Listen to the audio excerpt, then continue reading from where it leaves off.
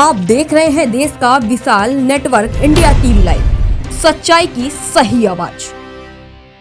દેવાયતભાઈ ખાવડ અને તેમના સાથી મિત્રો મંગલ મંદિર માનવ સેવા પરિવારની મુલાકાતે। દેવાયત ખાવડ ગુજરાતના જાણીતા લોક સાહિત્યકાર અને ડાયરા કલાકાર છે। તેઓ તેમના દુહા, છંદ અને લોકગીતો માટે ખૂબ જ પ્રખ્યાત છે। તેઓ સામાજિક કાર્યોમાં પણ સક્રિય રહે છે। દેવાયત ખાવડ સમયાંતરે આવી સેવાભાવી સંસ્થાઓની મુલાકાત લેતા રહે છે। તેવી જ રીતે દેવાયતભાઈ ખાવડ અને તેમના સાથી મિત્રો સાથે બગોદરામાં આવેલા મંગલ મંદિર માનવ સેવા પરિવારની મુલાકાત લીધી હતી। મંગલ મંદિર માનવ સેવા પરિવાર એટલે કે જ્યાં રસ્તે રઝળતા દુઃખી, નિરાધાર, બિનવારસી માનવીઓની સેવા સાથે સારવાર કરવામાં આવે છે। અત્યારે 500થી પણ વધારે પ્રભુજીઓ સેવા સાથે સારવાર લઈ રહ્યા છે અને ત્યાંથી સારવાર લઈ સારા થઈ ગયેલા 800થી પણ વધારે પ્રભુજીઓને પોતાના પરિવાર સાથે મિલન કરાવી આ સંસ્થાને માનવ સેવાનું એક ઉત્તમ ઉદાહરણ પૂરું પાડ્યું છે। Editor and chief Ganesh Rawat. નમસ્કાર, જય સિયારામ, જય શ્રી કૃષ્ણ, જય માતાજી। હું છું દેવાયત ખાવડ અને અમારા દિનેશભાઈ લાઠિયા। હાલ અમે બગોદરા છીએ। ત્યારે માનવ મંદિર સેવા પરિવાર, માનવ મંગલ મંદિર સેવા પરિવાર જબરજસ્ત એક નાજીરની ગઝલ યાદ આવે કે પાગલથી કરવો પ્યારી તમારું ગજુ નથી, આમાં જીવન થશે ખોવાર તમારું ગજુ નથી। એવા એક આપણે ગાંડા ન કહી શકીએ પણ કોઈ પણ એમની એક મેન્ટલી પરિસ્થિતિથી બીમાર, એટલે કે આપણે જેને આપણી ભાષામાં કહી તો ક્યાંક મગજની અસ્થિરતા હોય, તકલીફ હોય, આમ તો એ પ્રભુજીનું સ્વરૂપ છે। ઈશ્વરે જે કાંઈ એની સાથે પણ એને એક જબરજસ્ત આ જગ્યા ઉપર બગોદરા પ્રોપર મુકામે જે તમે બિલ્ડિંગ જોઈ રહ્યા છો, નવે નવું બિલ્ડિંગનું જે બાંધકામ થાય છે, એમની માટે એક સરસ મજાનું ઘર તૈયાર થાય છે। આમ તો ઘર જ કહેવાય દિનેશભાઈ।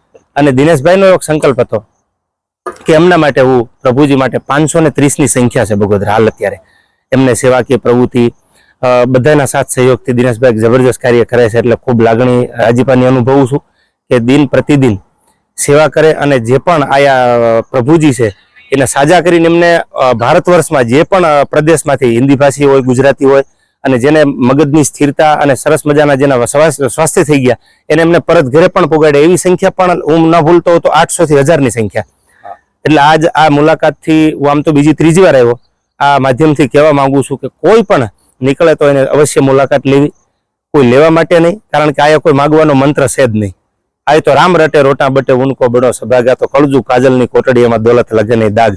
એમ જેને રામની નામની અરે હરિહરનો આકલો કરી અને જે સેવાકીય પ્રવૃત્તિ કરે છે, ખૂબ આપણને આવો એટલે અહીંયામાં એક ટાઢક થાય એવું કાર્ય કરે છે। ત્યારે ખૂબ રાજીપો વ્યક્ત કર્યો અને ભગવાન એવી કૃપા વરસાવે કે એમના જે સપના છે આ પ્રભુજી માટે જે કરવાના, મંદબુદ્ધિના જે બાળકો છે એમના માટે કરવાના, એ ભગવાન પૂરા કરાવે। એમના માટે એક સરસ મજાનું આ સમયમાં જે આપણે રેસિડેન્ટ એક બંગલો બનાવીને રહેતા હોય એવું એમનું સપનું હતું કે એક સરસ મજાની લાઇટિંગ, સરસ મકાન, સરસ બાથરૂમ, બધી રીતે સુવિધા સાથેનું સરસ ગાદલા, સરસ પલંગ, એ બધું એક જબરજસ્ત સુવિધા સાથે એમને આયા જ્યારે પૂરું કર્યું, અમે એની મુલાકાત લીધી, ખૂબ રાજી થયા। અમે પણ આવતા જતા હોઈએ છીએ। આપ પણ ગુજરાતના રહેવાવાળા, આજ મુંબઈના પણ મહેમાનો અમારી સાથે છે, ગુજરાતમાં રહેવાવાળા તો છે જ, પણ જ્યાં જ્યાં ગુજરાતીઓ વસે છે એમને પણ વિનંતી, જ્યારે પણ આ રોડે નીકળો અમદાવાદ બાવળા બગોદરા હાઈવે ઉપર, તો અવશ્ય માનવ મંગલ મંદિરની એકવાર આ પરિવારની મુલાકાત લેવાનું ચૂકતા નહીં।